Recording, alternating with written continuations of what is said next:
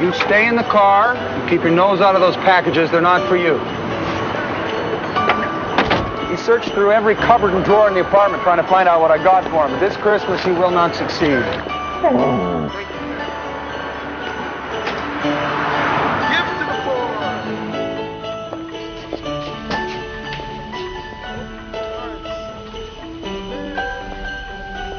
Well, what do you think?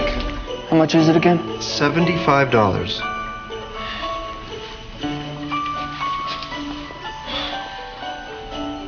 I have some more over here that are less expensive, and you really can't tell the difference. No, he can tell. He used to have one just like it. It is a beautiful gift. Okay. Okay, I'll buy it.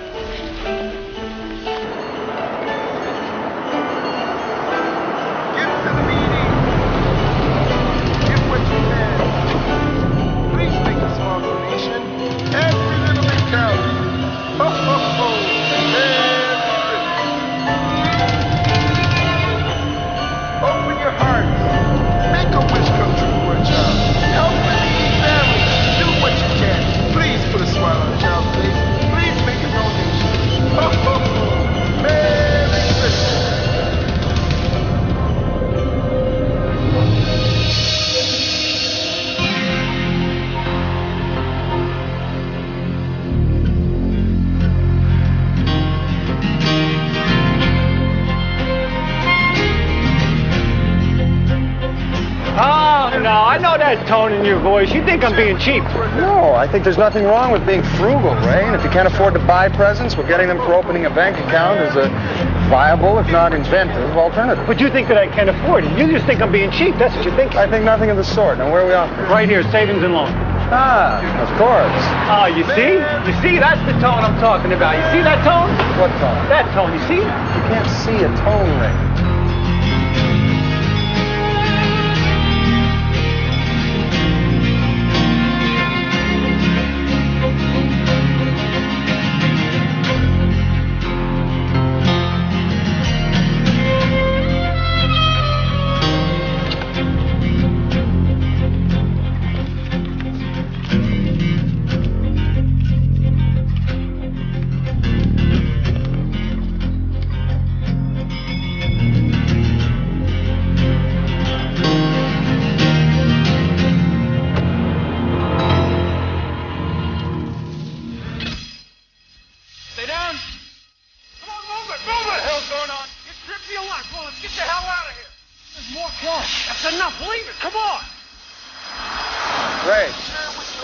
It's a fire alarm. Come on, come on. Toss me in the back, toss me in the back. Here.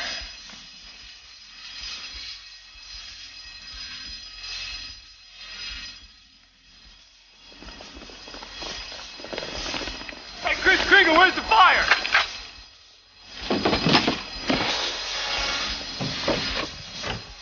Where the hell is he?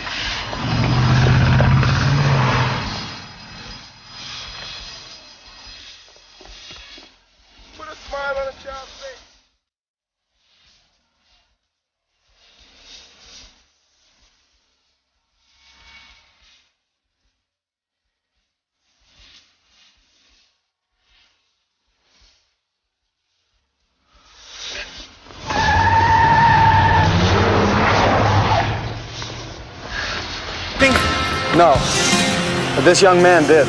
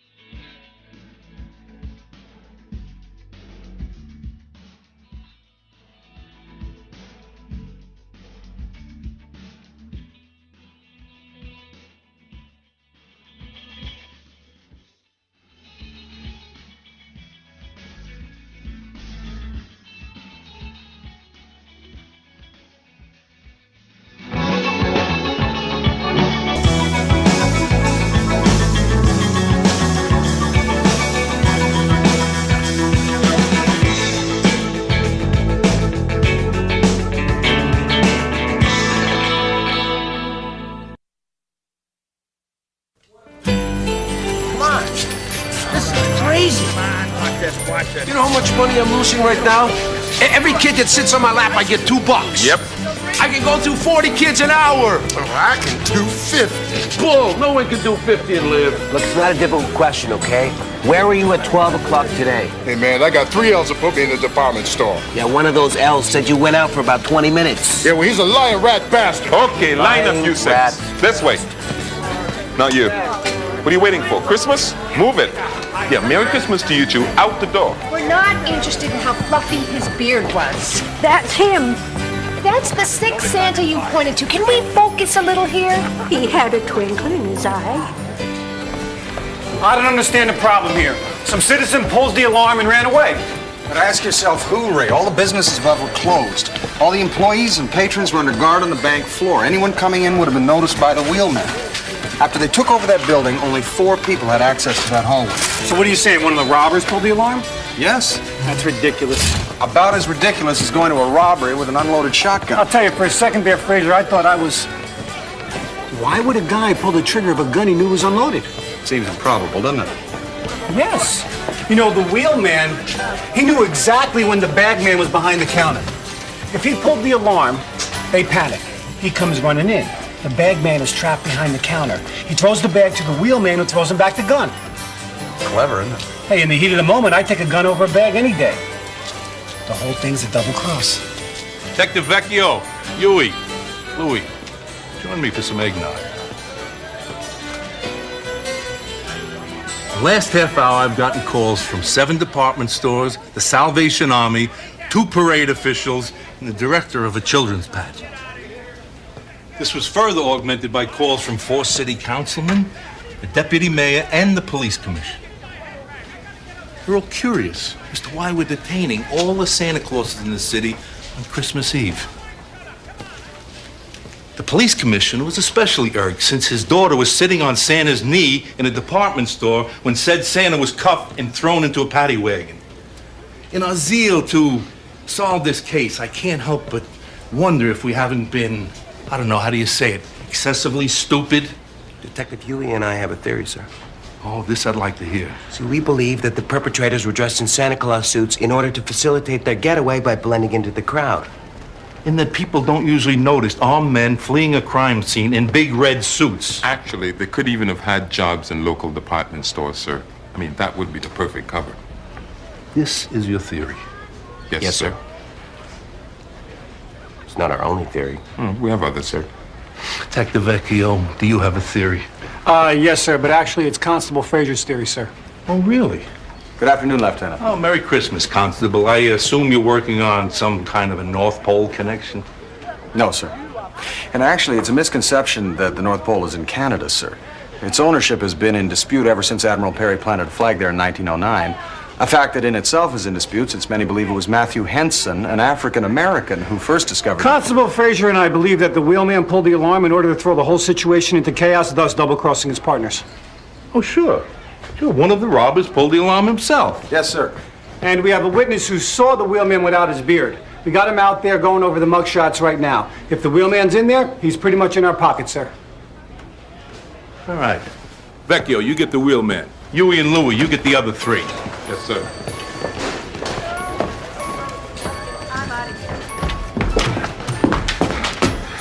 Which one of your flatfoots took my reindeer? I looked. He's not in there. Look one more time. I already did. Look, kid, whoever this guy is, he's no first-timer.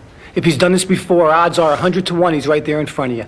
Maybe he looks a little different, but he's there, so I need you to look again. He's not in there.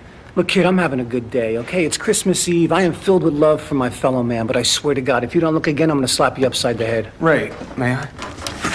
Del, why don't you just describe to us the man you saw? I didn't get a good look. The guy was 3 inches from your face. It doesn't get any better than that. Ray, maybe Del is just afraid of what will happen if he identifies this man. Well, maybe Del should be afraid what'll happen if he doesn't. Look, kid, you're not the only one who saw a face. This guy was so close to you he could count your pores. How hard do you think it'll be for him to find out where you live? You put the finger on this guy and we can protect you, but if you don't... We'll still protect you. Maybe he will, but I won't, and no other cop will either. You really were touched by the spirit of Christmas.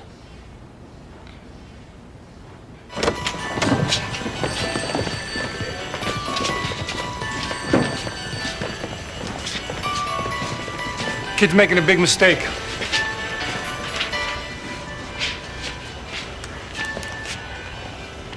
What's that? It's a gift.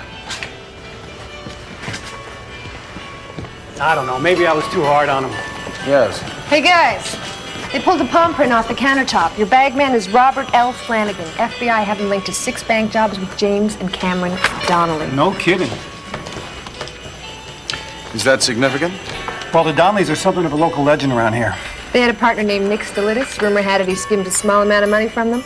He took off to Mexico. The federales found him in bite-sized pieces in the Sea of Cortez.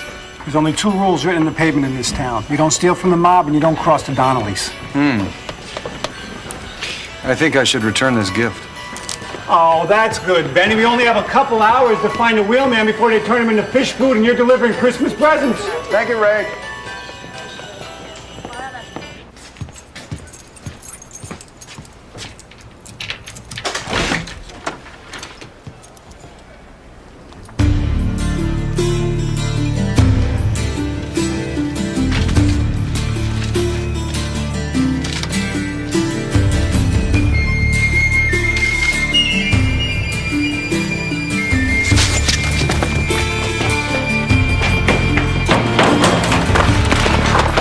Hey. Hi, Del.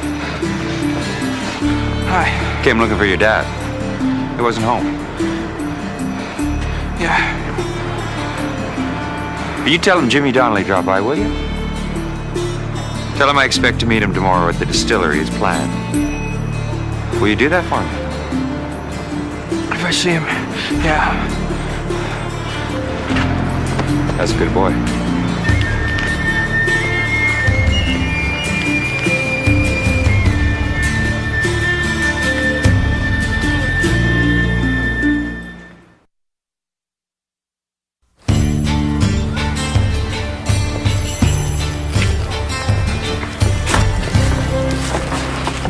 Hi, Del. You left this at the station. Thanks. I'll give you a hand with this. William Porter. Is that your father? Yeah. A writer, is he? Not really. My father was quite the writer. Professional? No. A Mountie. But he kept journals. He must have filled up almost 100. You know, it's odd. We never really spent all that much time together when I was young, so it's only recently, through his writing, that I feel as though I've gotten to know him. Is he dead? Yes. Sorry. You know, I've always thought it was the bravest thing a man could do. Writing down his innermost feelings so that any stranger could read them. Yeah, well, I'm the only stranger I've read any of these. Mind if I read it? Suit yourself. Oh, that gift. Is that for your father? Yeah. I'm sure he'll treasure it. It's nothing.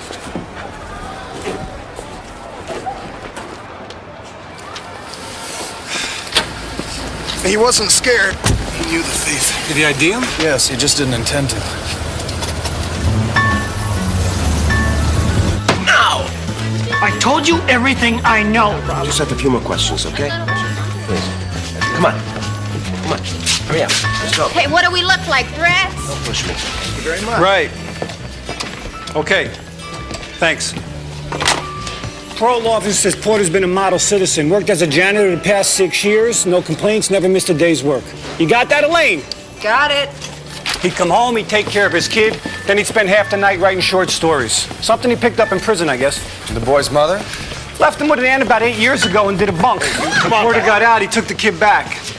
William Sidney Porter pled guilty to 1 count of armed robbery. He was a driver. Served 7 years, released on good behavior. Nothing since. Doesn't make any sense.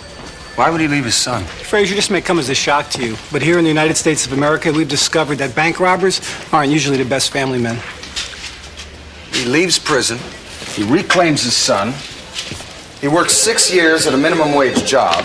27, Elaine Vesperis. This isn't a man who would abandon his life without an awful lot of thought. When the Donnellys found out he'd betrayed them, his son would have been the natural target. I don't think he'd have left him behind unprotected. Maybe he acted on impulse. No, I think he has a plan. We just don't know what it is. Thanks. Porter's passport expired last month. No request for renewal. So where's he planning to go? I brought the wiretap request over in person, sir, but His Honor had consumed a great deal of Christmas cheer and started cursing at me in Norwegian. I wasn't aware that he spoke it either, sir. I'd appreciate that. Right.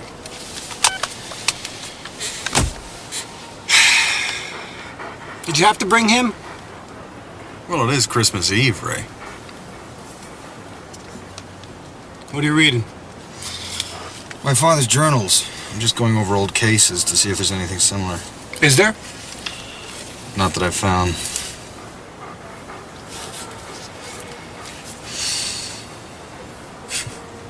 What is it?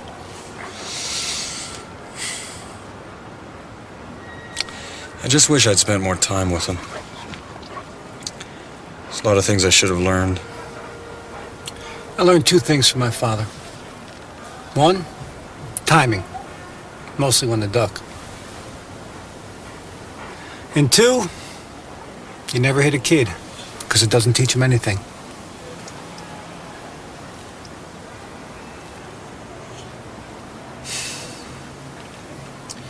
I'm gonna go to the gas station. I'll be right back.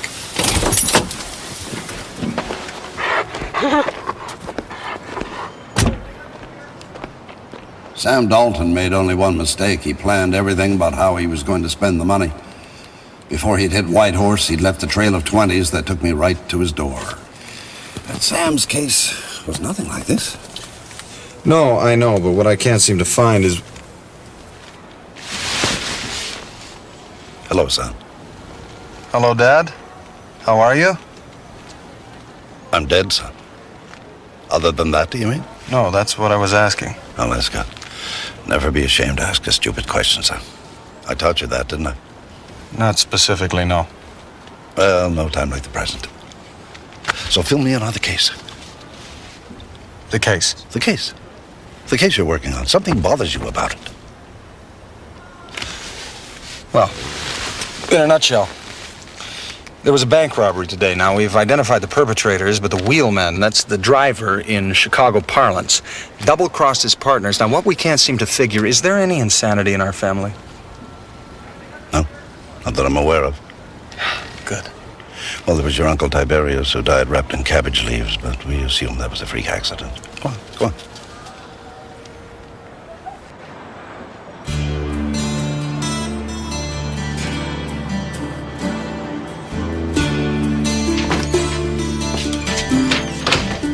Oh, you took your time, Robert.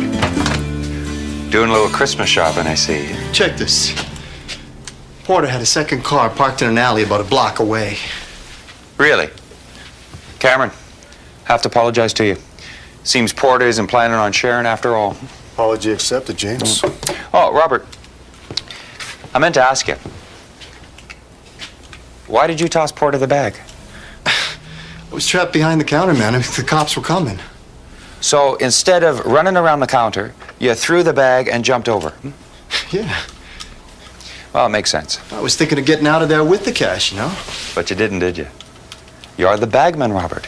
You're supposed to carry the bag. Hey, Jimmy, come on, man. He threw me the gun. I mean, the alarms were going off. No, I understand.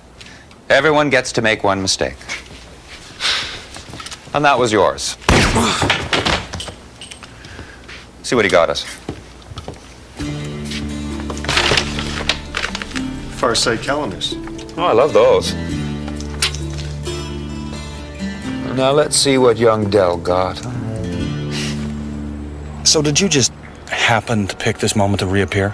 Well, obviously you needed my help, son. And it was my fault. But I better prepared you. You wouldn't be floundering around like this. Well, I'm not completely over my head, Dad. I mean, No, don't try to make me feel better, son. I failed you as a father.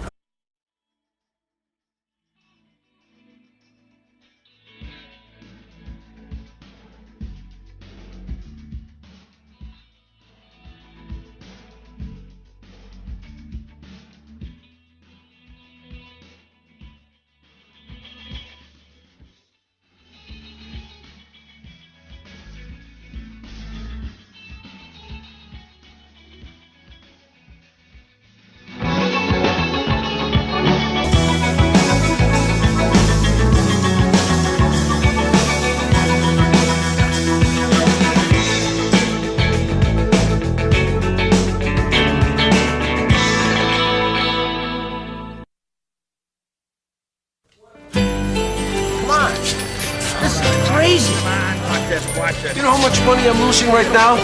Every kid that sits on my lap, I get $2. Yep.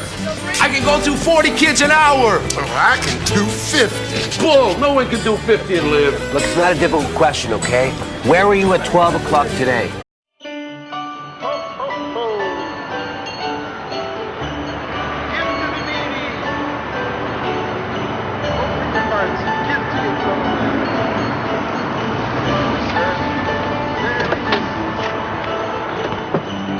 You stay in the car and keep your nose out of those packages. They're not for you. He searched through every cupboard and drawer in the apartment trying to find out what I got for him. But this Christmas, he will not succeed.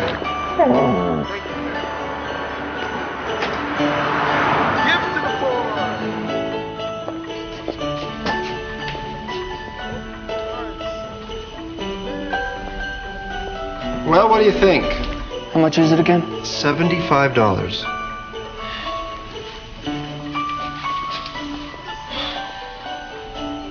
I have some more over here that are less expensive, and you really can't tell the difference. No, he can tell.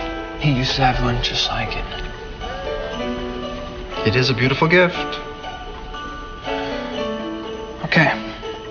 Think that I can't afford it. You just think I'm being cheap. That's what you think. I think nothing of the sort. Now, where are we off? Right here, savings and loan. Ah, of course. Oh, you see? You see? That's the tone I'm talking about. You see that tone? What tone? That tone. You see? You can't see a tone ring.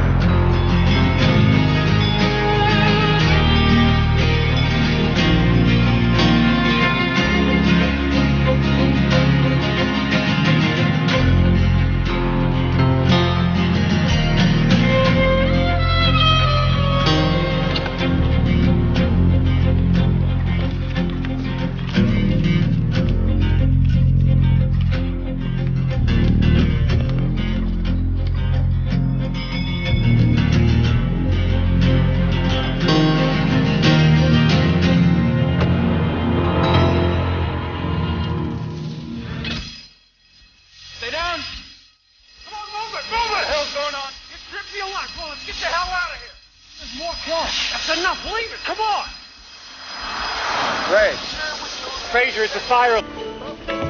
Okay, I'll buy it.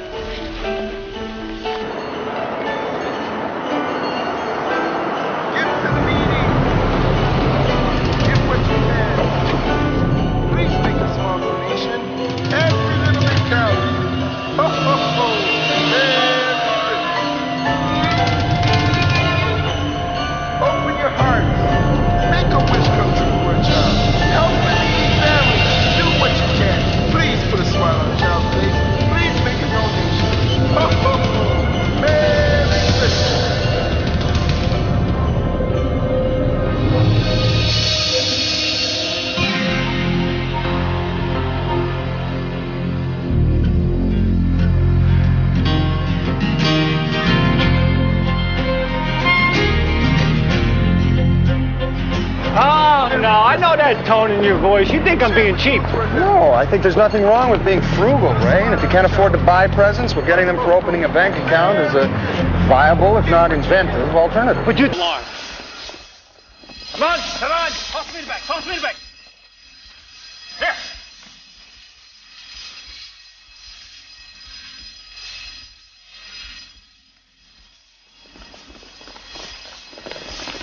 Hey, Chris Krieger, where's the fire?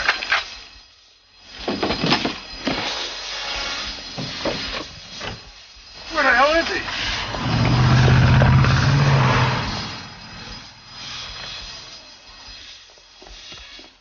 Put a smile on a child's face.